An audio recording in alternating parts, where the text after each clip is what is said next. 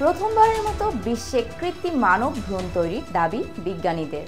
আসসালামু আলাইকুম দর্শক, এমন সব গুরুত্বপূর্ণ তথ্য নিয়ে আজ আমি আছি মাহমুদা আনায়া পলি। মানুষসহ প্রতিটি স্তন্যপায়ী ও মেরুদণ্ডী অন্যান্য বর্গের প্রাণীর ভ্রূণ গঠিত হয় শুক্রাণু ও ডিম্বাণুর নিষেকের মাধ্যমে। তবে যুক্তরাজ্য ও মার্কিন বিজ্ঞানীদের একটি দল সম্প্রতি দাবি করেছেন শুক্রাণু ও ডিম্বাণুর নিষেকক্রিয়া ছাড়াই গবেষণাগারে কৃত্রিমভাবে মানব ভ্রূণ তৈরি করতে সক্ষম হয়েছেন তারা। কৃত্রিম এই ভ্রূণটি অবশ্য স্বাভাবিক ভ্রূণের মতো এখনও পরিপূর্ণ হয়ে ওঠেনি। স্বাভাবিক ভ্রূণে যে সময়ে হৃদস্পন্দন ও মস্তিষ্কের গঠন শুরু হয়, নতুন ভ্রূণটিতে এখনও তা ঘটেনি।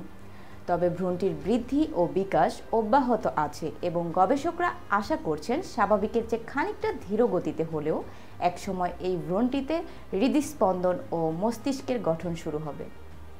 গবেষক দলের প্রধান যুক্তরাজ্যের ক্যামব্রিজ বিশ্ববিদ্যালয় ও যুক্তরাষ্ট্রের ক্যালিফোর্নিয়া ইনস্টিটিউট অফ টেকনোলজির গবেষক ম্যাগডালেনা জেরোনিকা গোয়েটস বলেছেন, 2022 সালে তার নেতৃত্বাধীন গবেষক দল ইসরায়েলের ওয়েস্ট জার্মান ইনস্টিটিউটের একটি প্রতিনিধি দলের সঙ্গে যৌথভাবে গবেষণা কাজটি করেছে।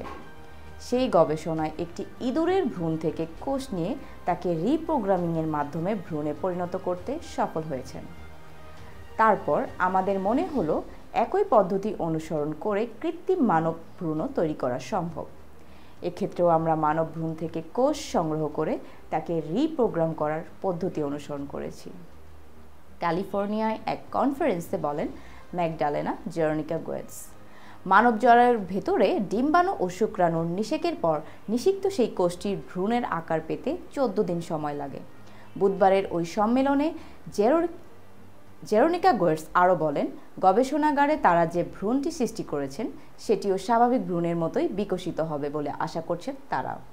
স্বাভাবিক মানব ভ্রূণের মতো আমাদের এই ভ্রূণটিও কোষ ও অ্যামিনিয়ন এক প্রকার ঝিল্লি দ্বারা গঠিত। আলাদাভাবে শনাক্ত করার পর্যায়ে পৌঁছেছে এই ভ্রূণ।